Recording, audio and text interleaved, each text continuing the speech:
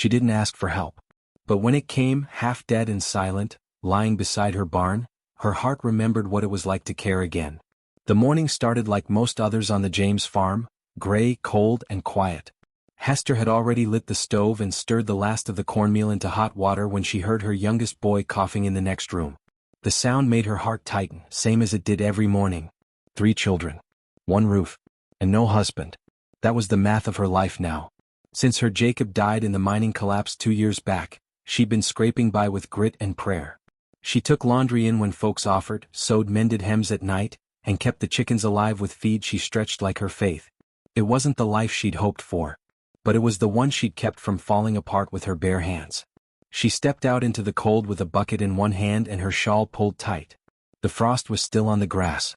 The barn looked the same, weathered and leaning like an old man, but something about the stillness made her pause. That's when she saw him. He was lying just beside the barn door, half in the dirt, half in the shadow of the wall. A man. Face down. Clothes torn. Hands scraped raw. Blood on the collar of his shirt and 1 boot missing. Hester didn't scream. She'd seen too much for that. Instead, she knelt down slowly and pressed her fingers to his neck. A heartbeat, slow and faint. His skin was ice cold. He looked like a man who hadn't eaten in days. The children were watching from the window now. She could feel their eyes. They knew better than to come running. She looked up at the sky and whispered only 3 words. Lord help me. Then she hauled him up under the arms, step by step, until she had him stretched out on the old cot in the tack shed. She covered him with an old quilt and started boiling water. By the time his eyes fluttered open, it was nearly dark. You're at my farm, she told him. You were near dead by the barn. He blinked but didn't speak. I'm Hester James, she said. This is my land. My husband passed. I've got 3 mouths to feed and little to spare. But you can rest until you're strong enough to move on. He swallowed hard and nodded. Name's Clay, he rasped. That was all. She waited for more but nothing came. No talk of where he came from. No explanation for the wounds. Just quiet. Deep, heavy quiet. That night, she brought him broth and left it on the stool by the cot. He thanked her with a nod and closed his eyes again. The children asked questions but Hester gave no answers. Truth was she didn't have any. Only this feeling in her chest, a stirring she hadn't known in a long time. A feeling that maybe this stranger was not here by accident. She meant to let him stay one night. But the woodpile was stacked. The chickens were fed. And her children were smiling again. The next morning Hester rose before the rooster crowed. It was habit now, waking in the dark, hands already aching from the day ahead. She knotted her hair, slipped her feet into cold shoes, and lit the stove with a dry match and whispered prayer. Clay was still in the tack shed, quiet and still as death. But the broth bowl she left had been emptied clean, and the blanket had been pulled to his shoulders. He was alive. That was something. She went about her chores, not expecting anything to be different. But when she stepped outside to feed the chickens, she froze. The woodpile was stacked. The same pile that had been a mess of scattered logs the day before was now neat, dry, and high enough to last 2 weeks. It wasn't her doing. And she hadn't asked the children. Her eyes drifted toward the shed. When she opened the door, Clay sat there, hunched but awake, rubbing his hands together for warmth. A faint cut traced down one side of his face. His eyes were dark and tired, but alert. You stacked that? She asked softly. He nodded. Figured I owed you. Hester didn't answer right away. She only set a fresh bowl of porridge on the stool and turned back toward the house. That evening she came out with warm water and a clean rag for the cut on his brow. He winced a little as she dabbed at it. Don't talk much, do you? She said after a moment. No ma'am, he answered. Ain't got much worth saying. She looked at him, really looked. His clothes were ragged, his beard untrimmed, his boots nearly worn through, but there was no smell of drink on him. No twitch in his hands. Just quiet stillness and hard eyes like he'd been watching the world too long without being seen. I told the children you were passing through, she said. Told them not to get used to you. He nodded again, eyes on the floor. Then they saw you fix the back fence. She narrowed her gaze. You planning to fix everything I don't ask you to? He gave a slow shrug. Something to do with my hands. Hester didn't answer. Her lips almost curved, but the smile didn't quite make it. Instead, she rose, taking the empty bowl with her. 2 days passed. Then 3. Each morning, Clay was up before dawn. He didn't ask where things were, he found them. Tools, feed, nails. He worked in the cold with sleeves rolled up, saying little, always finishing what he started. The children began to linger near the barn, watching him. Her oldest, Abram, followed him from a distance like a pup, asking questions. Clay didn't scold him. Just answered in short, kind words. When little Ruth tripped and skinned her knee, he scooped her up without thinking and handed her to Hester like she was a baby bird.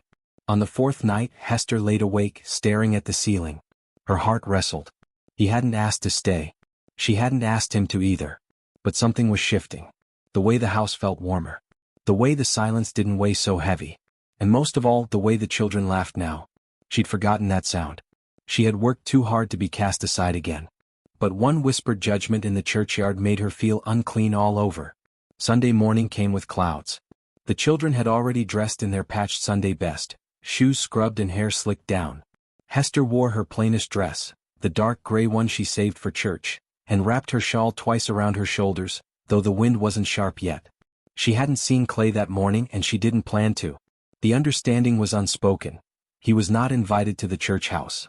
Not because of hate, but because of fear. The kind of fear born from wagging tongues and long stares. The kind that had followed her since the day Jacob's coffin had been lowered into the cold, red earth. She walked with her head high, hand-holding Ruth's as they passed the hitching posts, then the mercantile. Some of the women nodded politely. Others didn't. The sanctuary was warmer than usual. The old stove in the corner puffed out smoke, and the scent of pine-scrubbed floors hung in the air. Reverend Simmons stood at the front, his Bible open, waiting on the choir to finish the last verse. But it wasn't the sermon that left a mark on Hester that day. It was what came afterward, under the shadow of the oak tree behind the church, when she was packing leftover bread into a cloth. "Good morning, Mrs. James," came a syrupy voice from behind her. It was Mrs. Genevieve Turner, the banker's wife, tall and powdered, with a hat wider than her smile. "Morning," Hester answered. "I hear you've taken in a man," she said plainly, one brow lifting. "A stranger. No kin. No pastor's blessing. Just thought I'd mention what people are whispering." Hester's spine stiffened. She didn't speak. "I'm sure it's nothing improper," Genevieve continued, voice cool as river water. "But appearances, dear. The Lord calls us to avoid the appearance of sin, doesn't he?" That night Hester didn't sleep. She sat by the stove after the children had gone to bed, her fingers tight around her mug. She thought of the fence Clay had fixed. The hens he fed. The way Ruth leaned into his side when she was tired. The way Abram listened to him like he was more than just a passing shadow. But the words from the churchyard stuck deep. No pastor's blessing. No place for a man under her roof. Not unless he was family. And he wasn't. Not by law. Not by name. When Clay came in from the shed, shoulders dusted with hay, she didn't look up. She just spoke. "I need you to go, Clay." He paused by the door. "I figured it was comin'. She swallowed. "It ain't right. The town's already talkin'. The children'll bear it." His voice was quiet. "I didn't mean to cause shame, ma'am." She nodded, still not meeting his eyes. "You didn't? But you staying, that might." He left the next morning without a word. But the tack shed felt hollow without him. The chickens squawked more. The gate squeaked. Abram walked slower. Ruth cried over spilt milk. And Hester? She stared at the fence, at the woods beyond it, and felt her chest ache like it hadn't in months. She'd protected her name. But at what cost? She didn't believe in fairy tales anymore. But when her son asked, "Can't he stay if you marry him?" her heart trembled like the first thaw of spring. 3 days passed. The sun rose and set, but something inside the house stayed dim. Abram grew quiet. Ruth cried more than usual. Even the baby, Elijah, was fussier, as if he could feel the missing weight of calm that Clay used to bring just by sitting near. Hester tried to stay busy, churning, sweeping, stitching by lamplight, but her hands shook more, and the thread knotted where it never used to. The land was hungry for planting, but without help, she wasn't sure the seed would take. One morning, as she scrubbed the washboard, Abram stood beside her with a wrinkled brow. "Ma." "Yes, son." He twisted the edge of his shirt. "If a man does good things for you, fixes your barn and teaches your boy how to hold a hammer, is he family?" Hester's chest ached. Sometimes God sends people who feel like family for a while. He nodded slowly. "But can he stay, if you marry him?" She stopped scrubbing. Water dripped from her hands. Abram didn't mean it as a joke or a tease. He said it like a child who didn't understand why good things leave. Hester didn't answer him. Not right away. That night, after she tucked the children into bed, she walked the path toward town. The moon was out, silver on the dirt road. She kept her head down but her steps steady. She found Clay behind the mercantile, curled up in a wool blanket. He sat against the stone wall, knees drawn up, hat pulled low. He looked up when he heard her boots. "I thought I told you to go," she said. "You did," he replied. "I just didn't get far." She took a deep breath. "I'm not here to ask questions about your past, or why you were hurt, or who you used to be. I don't need to know today." Clay said nothing, but his eyes held something, hope or hurt. Maybe both. "I am here to say this: I have children who smile when you're near. I have chickens that stay in their coop and a fence that finally stands straight. And I have a heart that hasn't felt safe in a long time, until now." He opened his mouth but no words came. "I can't take you in again, Clay," she said gently. "Not unless there's a preacher between us." He blinked. "Are you asking what I think you're asking?" "I'm asking if you'd marry me," she said. "Not for show. Not for pity. But because maybe, just maybe, God sent you not to pass through, but to stay." The wedding happened 2 mornings later. No music. No white dress. Just Hester's gray shawl, Clay's best shirt, the 3 children watching from the pew, and the pastor with his Bible. "I ain't got a ring," Clay whispered as they stood. "I've never worn one," Hester replied. "I've got a past," he added. She looked him in the eyes. "So do I." When the vows were said and the prayers spoken, Clay held her hand for the first time, not as a guest or a worker or a stranger, but as a husband. That night the children fell asleep by the fire and Clay sat quietly by the window. Hester brought him tea in her favorite chipped mug. Neither of them said much. But the silence between them wasn't empty anymore. It was full of something new. She married him for safety. But when his hands turned dirt into harvest, and his voice filled the house with laughter, she realized she'd been given more than help. She'd been given hope. The days after the wedding came quiet as snow. Not much changed and yet everything did. Clay still rose early, still chopped wood and hauled water, still spoke in short sentences with Abram and nodded when little Ruth showed him her wildflower drawings. But now, when he sat down at the supper table, Hester didn't feel the space beside her ache. He belonged there. The chair didn't look empty anymore. Spring came early that year. The frost melted faster than usual, and the creek behind the barn sang louder than it had in years. It was planting time, and Hester had no seed left worth speaking of. One morning she found Clay hunched at the table, counting coins one by one, lips moving silently as he added. When he looked up, his face was serious. "I've been saving," he said, "since before I came here. For no real reason. Just kept it in my coat lining. I think the Lord had it tucked away for you." She stared at the small pile of coins. It wasn't much, but it would be enough to buy starter seed. "Are you sure?" she asked. "I married you, didn't I?" he replied. "That means I carry the burden too." She looked away quickly, blinking fast. They planted side by side, her with the trowel, him with the bag of seed. Abram followed behind, covering with soil. Ruth sang made-up hymns, skipping between rows. Elijah, the baby, napped in a basket under a shady tree. It was the hardest week of labor they'd ever worked. But every night they came inside bone-tired, cheeks flushed and hearts light. Clay had a way of making work feel less heavy. He talked more now. Stories about horses and rail towns and once trying to cook beans over a fire and nearly burning his beard off. Hester laughed. Real laughter. Full, warm from deep inside her chest. The children looked at her like they didn't quite know her, because they hadn't seen her laugh like that since their father died. Weeks passed. The fields bloomed with green shoots. The chickens laid more. The cow grew fat. And the house, once cold and silent, rang again with the sounds of life, wood creaking, boots stomping, and a man's voice reading the Psalms aloud after supper. One late afternoon, as the sun dropped low behind the hills, Hester stood near the back fence watching the sky turn gold. Her hand drifted to her belly, where a soft flutter stirred under her ribs. At first she froze. Then her eyes filled with tears. She walked slowly to the porch where Clay was sharpening a hoe and stood in front of him, both hands over her middle.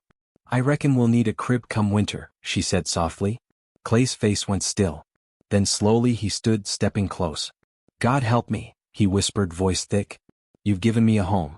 And now, you're giving me a child." She nodded. And for the first time since the day he'd arrived, Clay wrapped his arms around her and held her tight. No words. Just the weight of all they'd lost, and all they were about to gain. She had finally built a life that didn't feel like survival. But when the skies opened and the man she loved fell, she feared it would all be taken again. The storm came without warning. One moment, the sky was soft and blue, and the wheat was dancing like it was proud of its own growing. The next, a shadow rolled over the hills like a heavy hand, dark and low, rumbling in the distance. Clay was still out mending the north fence, hammering the loose rails that had been knocked crooked by a wandering mule. Hester had meant to bring him a cup of water, but when she opened the door, the wind hit her square in the face. She didn't even grab her shawl. Just ran. By the time she reached him, the sky had turned near black. "You need to come in," she shouted over the wind. Clay wiped sweat from his brow, lips set in a stubborn line. "One more post, don't want it blowing down again." "Clay," she said firmly. "It's not worth your life." But he was already driving the nail. She watched, arms tight around her middle as rain began to spit from the sky. It wasn't until he stood upright, work finished, that the wind caught him sideways, and he stumbled. By the time they reached the porch, he was soaked through, his hands trembling, lips pale. She made him lie by the fire. Covered him in every quilt they had. The children brought hot bricks from the stove to warm under his arms. But as the night wore on, Clay's skin burned with fever and his breaths turned shallow. He muttered things, half-words, names she didn't know. His hand gripped the air, searching for something. Then just before dawn she heard him whisper, "I didn't mean to shoot the boy." Hester froze. She leaned in closer. "She said he didn't have a weapon," Clay mumbled, "but I was scared. And I fired, before I saw his hands." She touched his forehead gently. "Clay, who are you talking about?" But he didn't answer. When the sun rose, Clay was still burning. Hester sat by the bed, her Bible open but unread. She stared at him, this man she married, this man she carried a child with, and wondered who he really was. What mistake haunted his sleep? What weight did he carry that he never spoke of? And could she live with the answer? She didn't know. Not yet. But she didn't leave the room. Not even once. He came to her with silence and scars. But the truth he'd buried in his soul nearly cost him everything, until her forgiveness reached deeper than his shame. Clay didn't wake for 2 days. Hester barely left his side. She fed the children from leftovers and eggs, sent Abram to fetch kindling, let Ruth read softly in the corner to break the silence. But most of her time was spent dabbing Clay's burning skin and praying, sometimes loud, sometimes under her breath. She didn't know what had shaken her more, the fever or the words he'd spoken in his sleep. "I didn't mean to shoot the boy." That phrase had wrapped itself around her thoughts like thorns. On the 3rd day he stirred. Hester had dozed in the chair beside him, one hand still resting near his. When his voice broke the quiet, low and rough, she blinked awake. "I reckon I talked in my sleep." She nodded slowly. He swallowed, eyes still heavy. "Did I say anything you can't forget?" She didn't answer right away. Instead, she stood and poured him a cup of water, held it to his lips. Then she sat beside him and said gently, "Who was the boy?" Clay looked away. "I was a deputy once," he began. "Back east, small town. Got my badge the same year I turned 20. Thought I was doing good, thought I was strong." He paused, rubbing his eyes. "There was a ruckus in the alley behind the store. Lady said she saw a man breaking in. I came running with my pistol drawn. Saw movement. Yelled once. Didn't hear no answer. Just shadows." His voice cracked. "I fired before I saw the truth. It was a boy, maybe 15. He dropped a basket, not a weapon. He died right there in the mud." Hester closed her eyes, the weight of it settling on her chest. Clay continued, "I resigned the next day. Couldn't wear the badge after that. Couldn't even walk through town without seeing his mother's face. I left. Been running ever since." He finally looked at her. "When I came here, I didn't mean to stay. I didn't think I deserved peace. Or family. Or grace." Hester didn't speak for a long moment. Then she reached over and took his hand in both of hers. "You didn't come looking for grace, Clay," she said. "But it found you. Right here. In this house. In these children. In me." He stared at her, eyes brimming. "You're not angry?" "I'm not proud of what you did," she whispered. "But I know what guilt does to a man. I watched it crush Jacob's brother after the war." She squeezed his hand. "You didn't come here by chance. And if God's willing to give you a second chance, so am I." Clay covered his face with his hand and wept. Not loud. Not wild.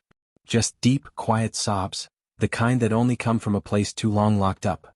Aunt Hester, the widow who'd once only prayed for a full pantry and warm fire, realized that forgiveness was the greatest gift she'd ever had to give. She forgave the man she married. But when a rider came down the lane asking for Deputy Clay McCall, she realized Grace would be tested all over again. The fields were almost ready for harvest.